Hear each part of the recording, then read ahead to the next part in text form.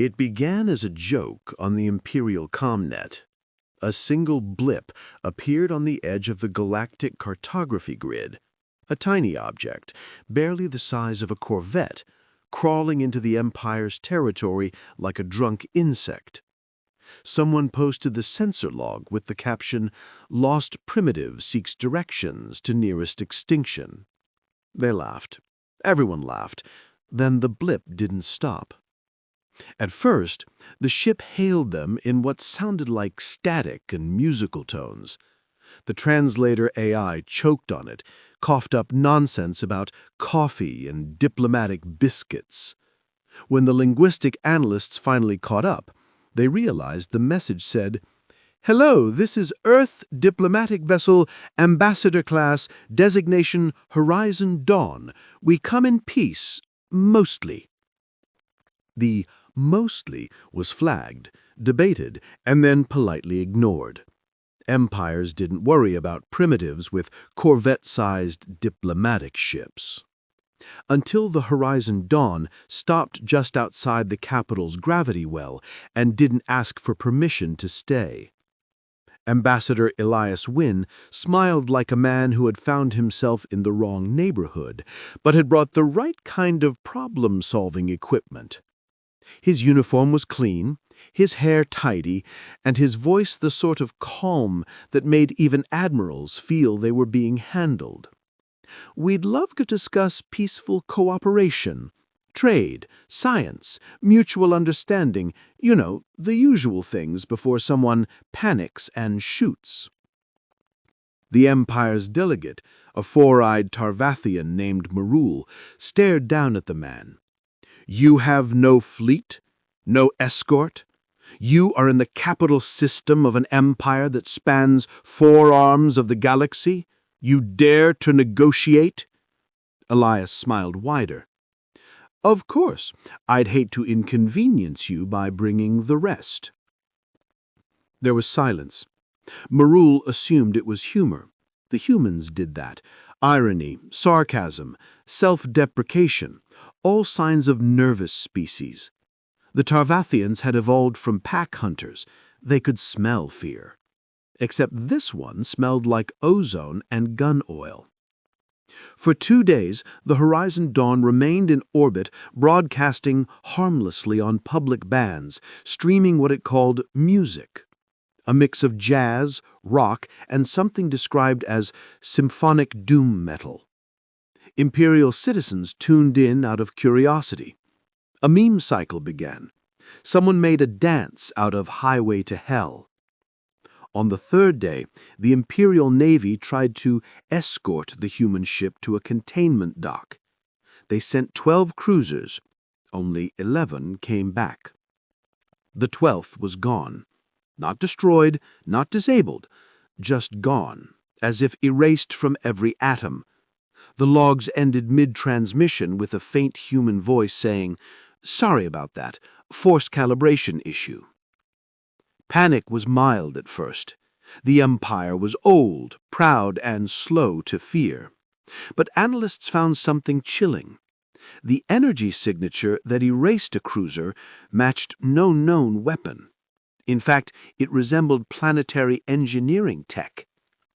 Elias was invited, firmly, to a meeting with the High Council. He arrived carrying a small metal cup and sipping something dark. "Coffee," he explained when the guard scanned it 3 times. "You'll learn to love it. It's how we survive diplomacy." The council chamber glittered with crystal and arrogance.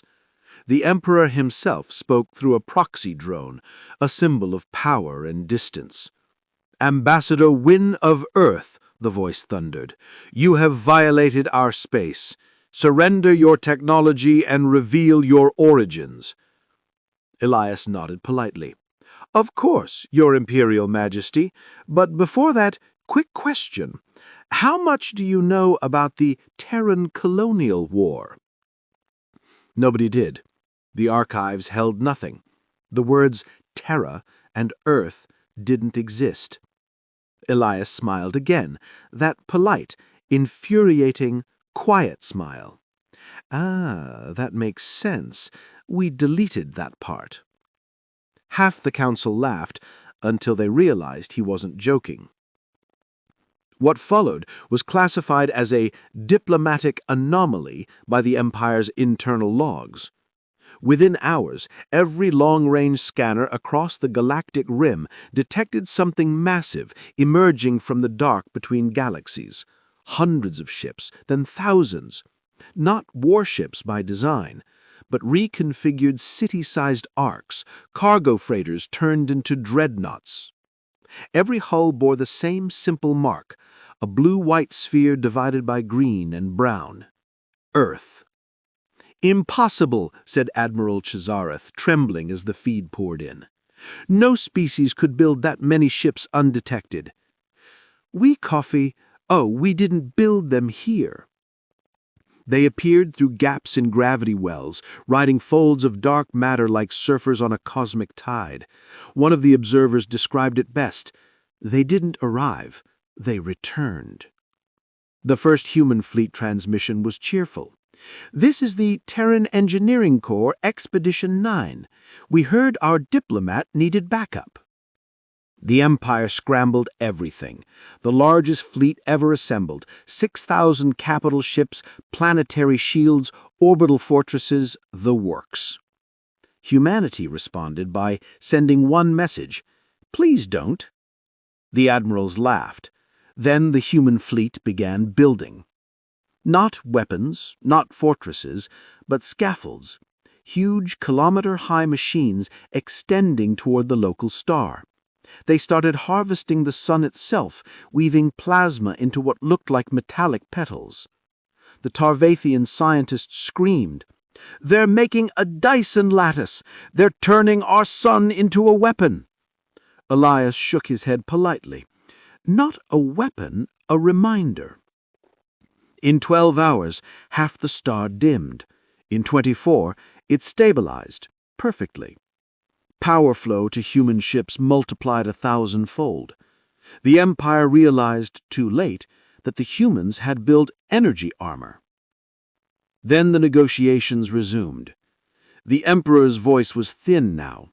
"You threaten the seat of civilization itself." Elias interrupted with a soft chuckle. "Threaten? No, Your Majesty. We're investing. We've learned to diversify. Your empire happens to sit on the richest corridor of element 115 in this spiral arm. You've been wasting it making statues. You can't just take." "Of course not," Elias said, standing. "We'll pay in kind, information. You've never truly understood what's beyond the galactic void, have you? Let's call this a down payment."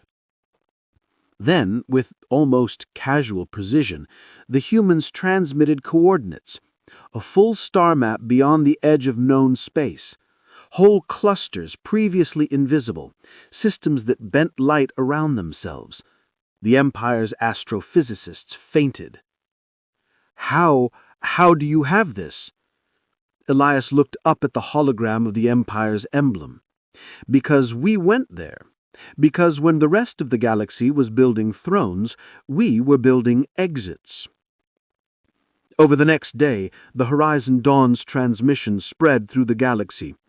Empires laughed again, claimed it was human bluffing, that they couldn't possibly sustain such power. Then the Tarvathian moon of Al-Kharis, a fortress world with 3 planetary shields, blinked out of existence. The energy readings matched solar manipulation. The humans hadn't fired a weapon. They'd moved the star. Messages poured in from every corner of the galaxy. Some begged for alliance, some threatened war, some simply said, "Teach us." Elias, ever polite, responded with the same calm tone. "Of course, but understand, Earth doesn't teach for free."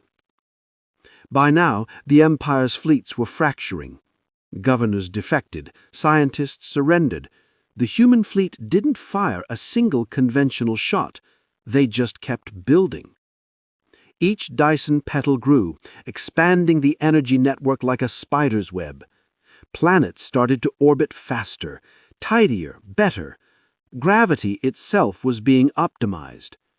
"Why are you doing this?" Marul demanded during a private session. "You could rule everything." Elias smiled sadly.